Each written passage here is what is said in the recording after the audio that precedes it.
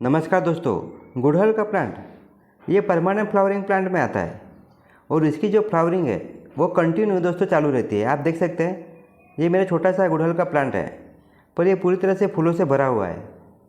और मेन बात तो अदर जो प्लांट है जैसे मोगरा हो गया या फिर रोज़ का प्लांट हो गया, उसमें एक बार फ्लावरिंग आने के बाद कम से कम 15-20 दिन के लिए ये प्लांट रेस्ट में चल जाता है और इसी के बाद इसमें वापस फ्लावरिंग होती है। पर गुड़हल का प्लांट ऐसा नहीं है, एक बार इसमें फ्लावरिंग अगर चालू हो गई तो वो कंटिन्यू चालू रहती है। और गुड़हल के प्लांट को अगर हर 25 या 30 दिन बाद हम कोई अच्छा फर्टिलाइजर देते हैं तो दोस्तों ये कभी भी फ्लावरिंग बंद नहीं करता है। और मेन बात तो ये बहुत ही हार्डी प्लांट है, जिसे गार्डन का एक्सपीरियंस है या फिर नहीं भी है वो भी अपने गार्डन में इसे आसानी से ग्रो कर सकता है और बहुत ज़्यादा मात्रा में इसमें फ्लावरिंग ले सकता है। गुड़हल के प्लांट की जितनी ज़्यादा विशेषता है उसमें एक कमजोरी भी है, उसमें बहुत ज़्यादा मात्रा में बीमारियों का अटैक होता रहता है। ये आप देख सकते हैं, ये जो मेरा प्लांट है इस पर मावों का अटैक हो चुका है। और एक ही प्लांट में नहीं, मेरे गार्डन में जितने भी गुड़हल के प्लांट हैं सभी प्लांट पे मावों का अटैक हो चुका है। और मेन करके जहाँ पे कलियाँ आती है या फिर नए पत्ते आते हैं उस जगह पे इसका अटैक आपको ज़्यादा दिखाई देगा। अगर आपने इस बीमारी का टाइम पे अगर इलाज नहीं किया तो धीरे धीरे करके जो हमारे गुड़हल के प्लांट है वो कमज़ोर होने लगते हैं और इसमें ना ही कलियाँ आती है और जो कलियाँ आती है वो भी अच्छी तरह से खिल नहीं पाती है। इसके लिए आपको टाइम टाइम पे कोई भी अच्छा वाला फंगिसाइड या कीटनाशक का दोस्तों स्प्रे करना बहुत ही आवश्यक हो जाता है। इसके लिए मैं आपको घर पर ही एक अच्छा वाला फंगिसाइड प्लस कीटनाशक बना के दिखाने वाला हूँ। अगर आप उसका यूज करते हैं तो आपके दोस्तों प्लांट में जो भी मिलीबग, फंगस या एफिड जैसी जो बीमारी होगी वो पूरी तरह से ख़त्म हो जाएगी। और इसी के साथ साथ दोस्तों अगर आप इसे अपने गमले की मिट्टी में डालते हैं तो जो गमले की मिट्टी में जो भी हार्मफुल बैक्टीरिया है वो पूरी तरह से ख़त्म हो जाएगी। तो दोस्तों किस तरह से इसे बनाना है और कैसे इसका यूज करना है इसकी पूरी डिटेल मैं आपको इस वीडियो में दूंगा। तो चलिए दोस्तों वीडियो की शुरुआत करते हैं।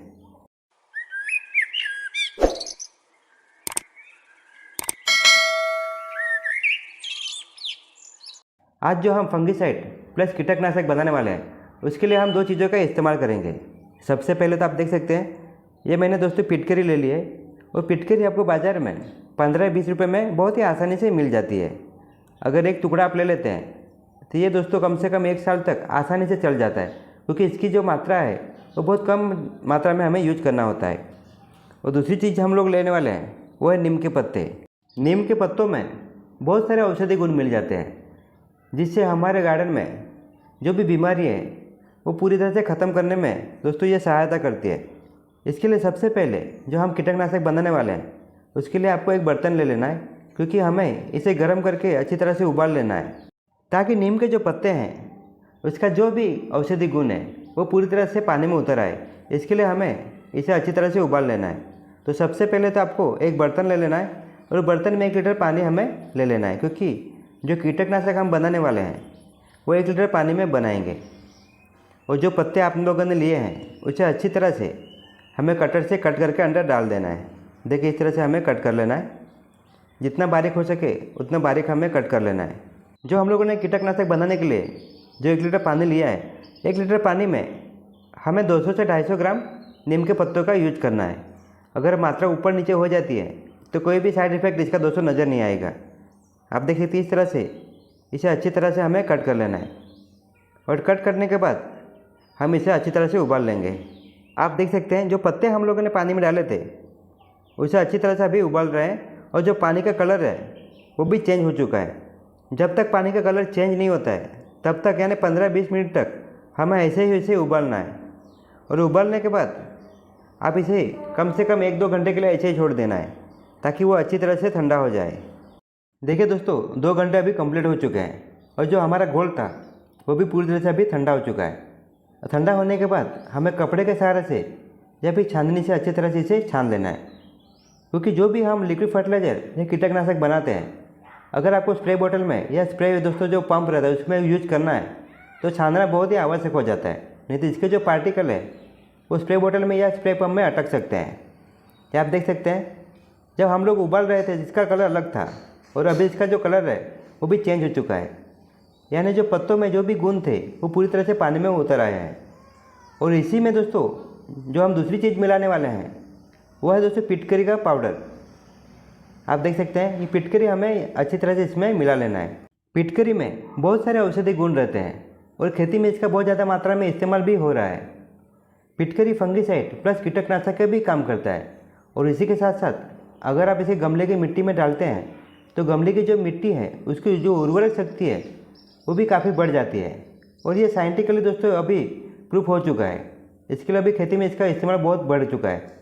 अगर आप गार्डनिंग करते हैं और आपके पास कम मात्रा में अगर प्लांट है तो आप दोस्तों कम मात्रा में बनाकर इसे स्प्रे बोतल में भर कर स्प्रे कर सकते हैं।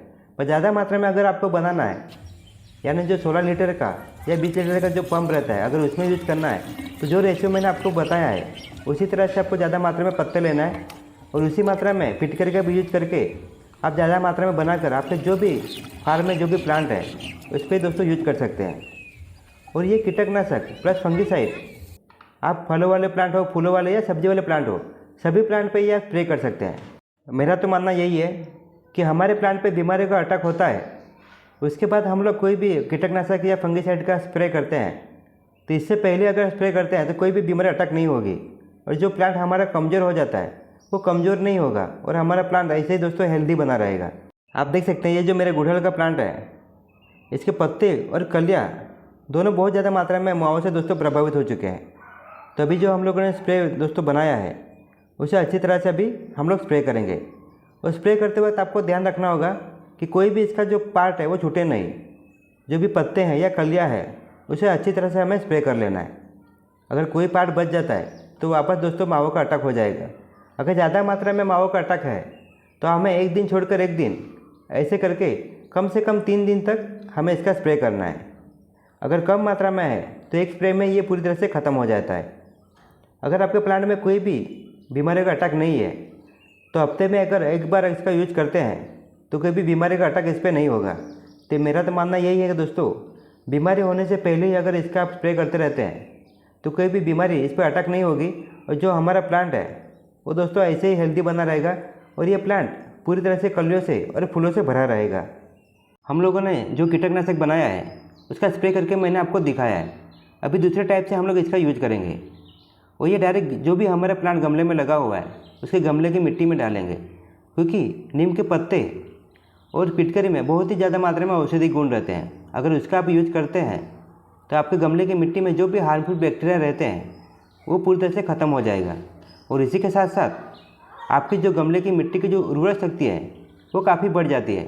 हम लोग अक्सर देखते हैं कि अच्छा वाला फर्टिलाइजर यूज करने के बाद भी हमारे प्लांट की ग्रोथ अच्छी तरह से होती नहीं है।